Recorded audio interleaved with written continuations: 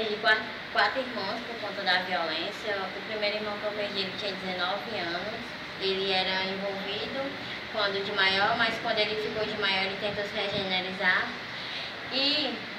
Só que infelizmente ele foi para um canto com um amigo e o amigo pegou e na covardia pegou e matou ele. O segundo irmão que eu perdi, ele tinha 17 anos, ele não era envolvido com nada, ele era evangélico. Ele estava numa esquina com a minha mãe, me esperando eu chegar com a minha filha. E na hora chegaram os caras no carro, todos armados, aí começaram a atirar, não queria saber quem pegasse, e infelizmente o alvo que pegou foi ele. Ele morreu totalmente inocente, ele era uma criança, tinha 17 anos, era da igreja. E essa foi a que mais me doeu. Aí tive outro irmão que eu perdi, que ele era parte de pai, ele tinha 15 anos também. Ele já estava começando a se envolver no mundo do crime. Aí por conta de guerra de facção, também pegaram e mataram ele. E eu tive um primo que foi de criação, ele tinha 19 anos também, aí eu considerava ele como irmão, e também ele foi morto num assalto, aí um policial pegou e matou ele durante o assalto, reagiu, e pronto, e que não é nada boa a experiência de perder 4 familiares pro crime, né? E eu não desejo isso pra ninguém. Falar de violência no Brasil é falar de desigualdade social, né? O Brasil é um país com muita desigualdade social. E essa desigualdade social, ela traz muitos elementos que são amplificadores dessas questões de violência, né? Falar de violência em si já é falar de desigualdade social. E falar de violência no Brasil é ainda mais, né? O Brasil, com a sua disparidade entre ricos e pobres, né? Com a educação voltada para escolas, por exemplo, privadas de uma forma e muitas vezes sucateadas numa escola pública, assim como nas universidades públicas sucateadas, enfim, esses fatores, né, ligados à economia, mas não só à economia, como ao social, como a questão da inclusão, a questão da falta de inclusão, né? Eles são elementos que aumentam as questões de desigualdade, que por sua vez aumentam as questões de violência.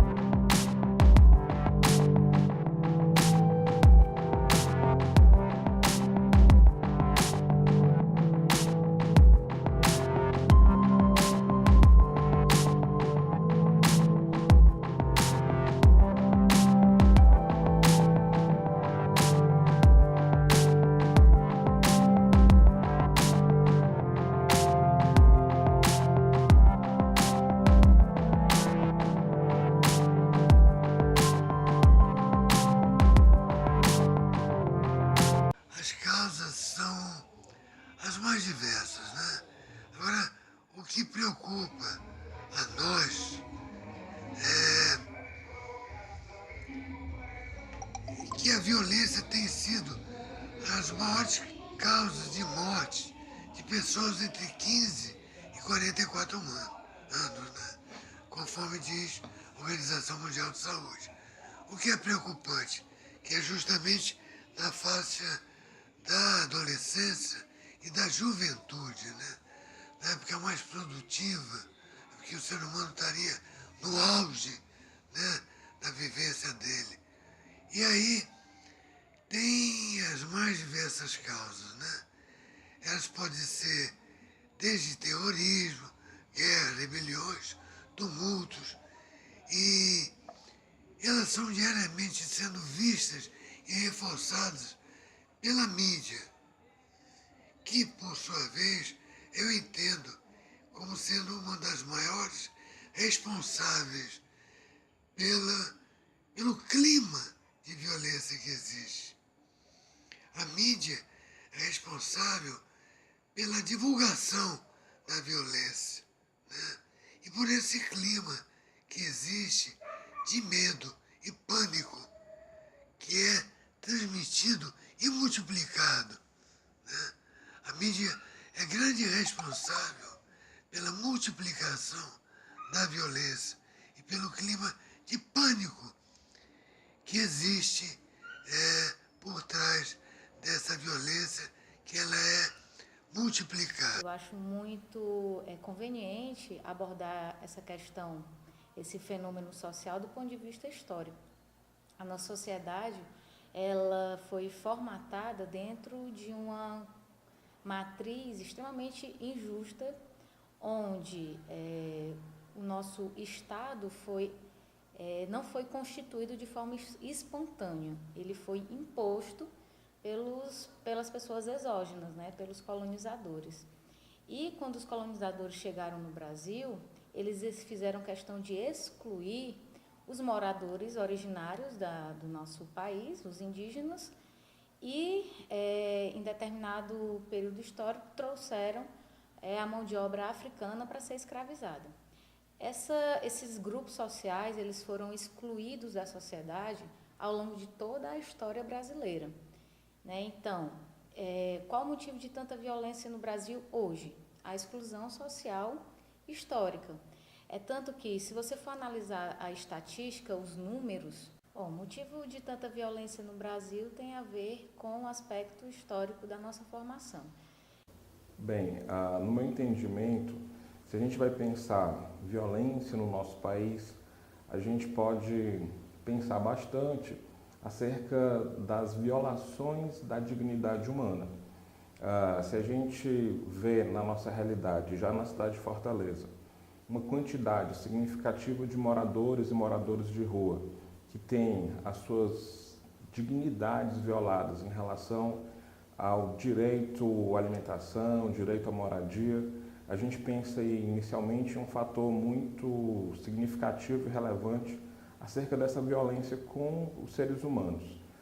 Se a gente pensa numa realidade também brasileira como a nossa, em que muitas pessoas fazem uso de espaços públicos para difundirem e afirmarem posicionamentos a favor de que a dignidade humana, nas suas expressões de sexualidade, elas sejam agredidas violentamente, a gente tem outro ponto aí acerca de violência para ser pensado, né? Como no caso que foi noticiado há algum tempo de um pai, porque segurava a mão do filho numa rua, teve a orelha mutilada.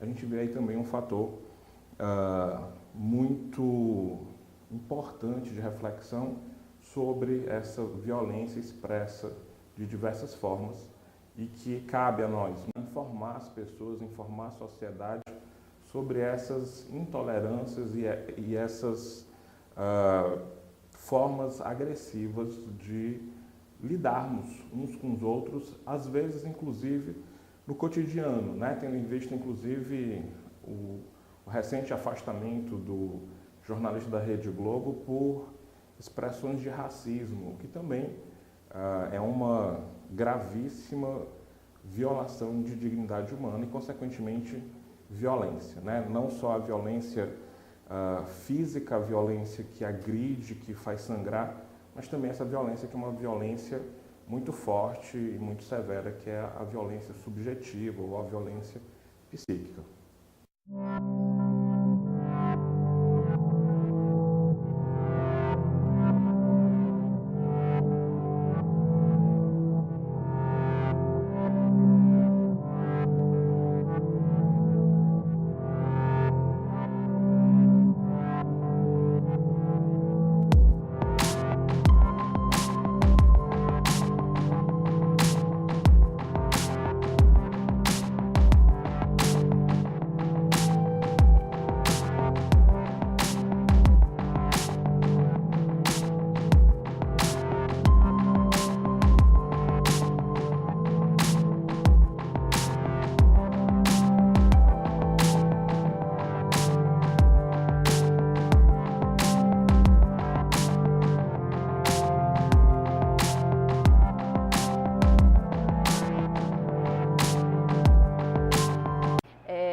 forma alguma, cadeia é sinônimo de diminuição de violência. Nós temos no Brasil uma visão muito equivocada de que o aumento de cadeias, do número de presídios ou cadeia, vai diminuir, esse número vai diminuir a violência ou vai diminuir a questão da desigualdade.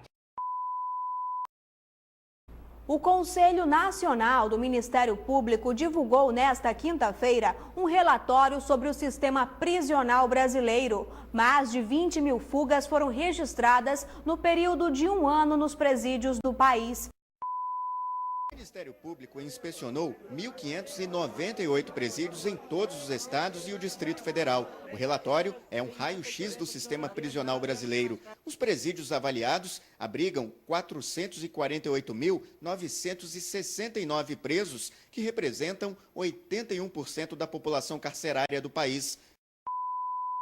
O que falta no Brasil são ações afirmativas de inclusão, são ações ligadas à educação, são ações ligadas a um aumento do número de oportunidades para as pessoas. Quando nós temos uma cidade aqui que nós moramos em Fortaleza, que é uma cidade de desigualdade social tremenda, né? Fortaleza está dentro do ranking do índice de violência do Brasil, num número bastante elevado, e a gente vê a cada dia esse aumento ainda maior, né, no nosso cotidiano. A gente percebe, pegando como exemplo Fortaleza, que essa cidade tão desigual, ela aumenta ainda mais, deixa mais aparente a questão da violência e da desigualdade. Ao lado de bairros altamente nobres, nós temos comunidades, comunidades carentes sem inclusão. Isso não quer dizer que, não estou dizendo aqui que as pessoas que não têm oportunidade ou que não estão dentro de questões financeiras elevadas, sejam pessoas que necessariamente vão cair no crime. De forma alguma, essa é a colocação. O que a gente está dizendo é que, por meio de pesquisas, levantamentos, apontamentos, acompanhamento da questão ligada à violência, fica claro que a desigualdade traz um aumento da violência e a violência está ligada à desigualdade. E Fortaleza entrou na lista das 50 cidades mais violentas do mundo. Uma pesquisa realizada pela Agência Brasileira de Inteligência apontou Fortaleza como a capital sede da Copa do Mundo com maior risco de ataques a turistas. O comentário de hoje é a respeito de uma matéria do jornal Estadão que aponta Fortaleza como a capital mais violenta no estado brasileiro. Isso é uma vergonha. Então, é necessário a gente fazer alguma divisão, né? Por quem ela é multiplicada, por quem ela é transmitida e quais são os fatores biológicos, fatores individuais e o que é que existe como predisposição para a violência. O que é que o tecido social, cultural e econômico da vida humana ele retransmite, ele multiplica, né? Então, a erradicação da violência, principalmente no Brasil, é um assunto bastante delicado. O que eu acho que poderia modificar esse cenário atual são as políticas de inclusão, né? Se você não tem condições de ter uma boa educação, você não tem condições a médio e longo prazo de, por exemplo, entrar no mercado de trabalho com uma situação favorável de concorrência. Isso vai desencadeando, vai formando uma bola de neve, né? Em consequência, você muitas vezes não consegue um bom emprego, não aumenta a sua renda familiar e continua sempre numa condição social de exclusão.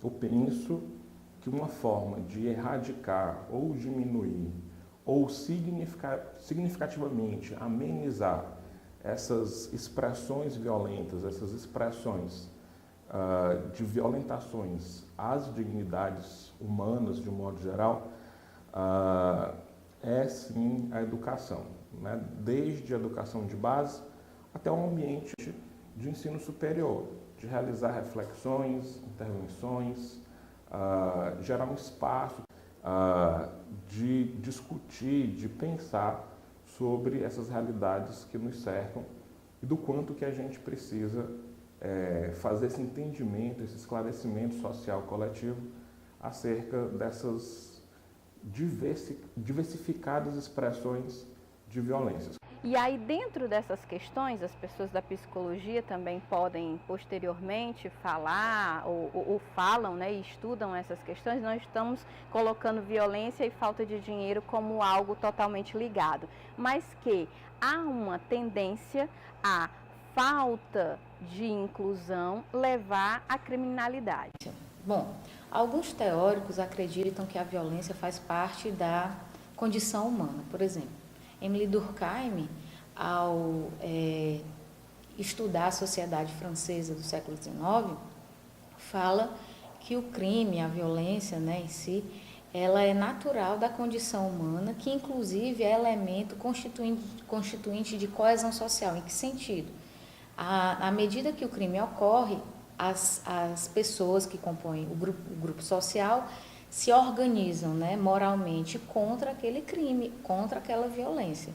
Na minha opinião, humilde opinião, hoje, Ceará, acredito que para erradicar a violência é necessário, principalmente aqui no Brasil, um grande investimento em educação. Eu acho que essa é uma resposta que vai ser recorrente e comum. Né? Por que educação?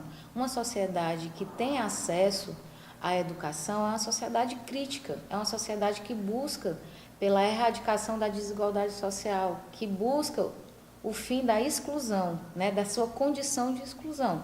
Então, uma sociedade educada, uma sociedade que busca seus direitos, naturalmente se torna mais justa. E essa justiça social faz com que a violência diminua. Então, para erradicar a violência é necessário educação, uma educação voltada para a emancipação humana. Você continuar nessa condição de subordinado, ocupando cargos, vamos dizer assim, socialmente inferiores, não vai existir emancipação humana. Então, acredito que uma educação focada em valores humanísticos, né, que emancipe de fato. Eu acho que assim nós vamos ter os índices de violência diminuídos. Não sei se nós conseguiremos chegar ao ponto da